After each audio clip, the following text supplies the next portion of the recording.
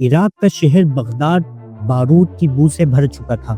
Baghdad کی راتیں خاموش تھی، ہوا میں دھواں اور سڑکوں پر صرف قدموں کی آواز گونج رہی تھی۔ اور اس تاریکیوں میں ڈوبے ہوئے شہر کے بیچ ایک بلڈنگ کھڑی تھی، عراق نیشنل میوزیم۔ اس میوزیم میں 7,000 سال سے پرانی آرٹیفیکٹس بالکل حفاظت کے ساتھ رکھے ہوئے تھے۔ لیکن 10 اپریل 2003 کی اس رات اس میوزیم میں ایک ایسی ہائسٹ سر انجام دی گئی جو آج تک انسولوڈ مانی جاتی ہے۔ اور اس رات صرف عراق ہی نہیں بلکہ ہسٹری نے اپنا سب سے بڑا نقصان اٹھایا، کیونکہ اس رات 15,000 سے زائد تاریخی آرٹیفیکٹس اس میوزیم سے چوری کر لیے گئے تھے۔ یہ ایک ایسی چوری تھی جس کے پیچھے کا سچ آج بھی بغداد کے اس شہر میں چھپا ہوا ہے۔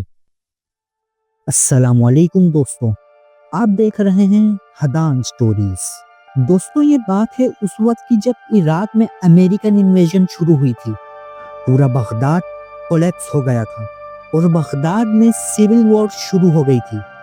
اور انہی حالات کے چلتے اب عراق نیشنل میوزیم بالکل بھی سیکیور نہیں رہا تھا، اور اس کا نتیجہ یہ نکلا کہ ہسٹری کی کچھ سب سے پرانی چیزیں جیسے کہ ورقہ ویس، نمرود گولڈ، بسیتی اسٹیچو اور ہزاروں کنفرم ٹیبلٹس اس میوزیم سے غائب ہو چکے تھے۔ لیکن سب سے بڑا سوال یہ تھا کہ یہ چوری کی کس نے تھی؟ کیا وہ لوگ کوئی پروفیشنل تھیفز تھے یا کچھ اپورچونسٹک لٹیرے، یعنی وہی کے کچھ لوگ جنہوں نے بغداد کے حالات دیکھتے ہوئے اس موقع کا فائدہ اٹھایا؟ انویسٹیگیشن کے دوران جو سب سے زیادہ حیرانی کی بات سامنے آئی وہ یہ تھی کہ چوری جن لوگوں نے کی تھی ان کے پاس میوزیم کا میپ اور ماسٹر کی موجود تھی۔ اس ہائی پروفائل کیس کی انویسٹیگیشن کے دوران جو فیکٹ سامنے آئے انہوں نے سب کو حیران کر دیا۔ شروع میں کئی لوگوں کا کہنا تھا کہ اس رات بغداد کے حالات کا فائدہ اٹھاتے ہوئے بغداد کے ہی لوکلز نے اس چوری کو سر انجام دیا۔ لیکن ایکسپرٹس کہتے ہیں کہ یہ کام کسی رینڈم کراؤڈ کا ہو ہی نہیں سکتا، کیونکہ چوروں نے سیدھا انہی رومز کا لاک توڑا جہاں سب سے قیمتی آرٹیفیکٹس رکھے ہوئے تھے، اور کچھ شیلفز اور کیبنٹس سے تو کوئی فنگر پرنٹس نہیں ملے تھے، یعنی ان شیلفز کو ٹچ بھی نہیں کیا گیا تھا، جیسے کسی نے ایک سوچی سمجھی پلاننگ کے تحت صرف انہی شیلفز اور کیبنٹس کو چھوا جس میں قیمتی آرٹیفیکٹس تھے۔ یہ پیٹرن یقیناً پروفیشنل تھیفز کا ہی لگتا ہے، جیسے کوئی آرگنائزڈ ٹریفکرز جو ہسٹری کو لگژری آئٹم کی طرح سیل کرتے ہیں۔ انویسٹیگیشن کے دوران یہ بات بھی سامنے آئی کہ کسی بھی ہال میں کوئی فورسفل انٹری نہیں ہوئی تھی، نہ ہی کوئی دروازہ توڑا گیا اور نہ ہی کوئی کھڑکی، بلکہ تمام ہالز اور رومز کو چابی سے کھولا گیا تھا، اور کافی آرٹیفیکٹس جو سب سے ڈیپ رومز میں تھے جن کو سب سے پہلے ہی نکال لیا گیا تھا۔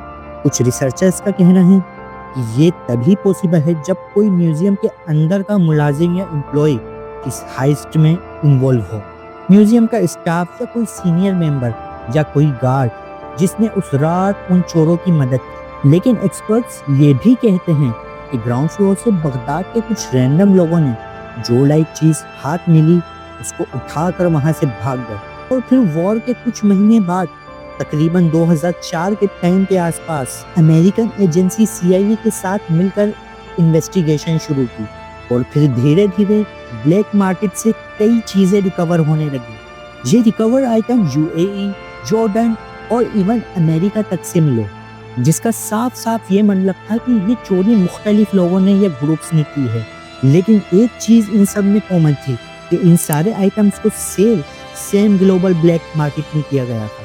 جو قیمتی آرٹیفیکٹس چوری ہوئے تھے ان میں سب سے پہلے واپس آنے والی چیز ورقہ ویس تھی، جو وہیں کے ایک لوکل نے ڈر کے مارے اپنے گھر میں چھپا کر رکھی تھی، لیکن بعد میں اس نے خود اس قیمتی آرٹیفیکٹس کو اتھارٹیز کے حوالے کر دیا۔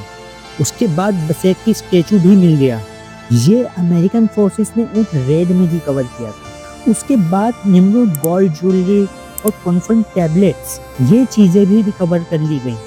یہ تمام آرٹیفیکٹس بارڈرز، ایئرپورٹس اور حتیٰ کہ پرائیویٹ ڈیلرز کے آفیسز سے ریکور کی گئیں۔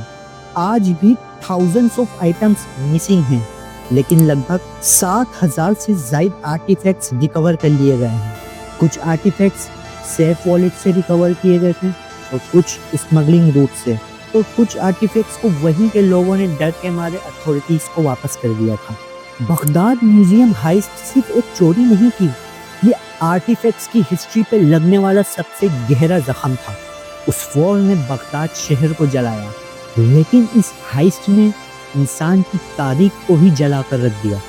ویسے آپ کا اس چوری کے بارے میں کیا خیال ہے؟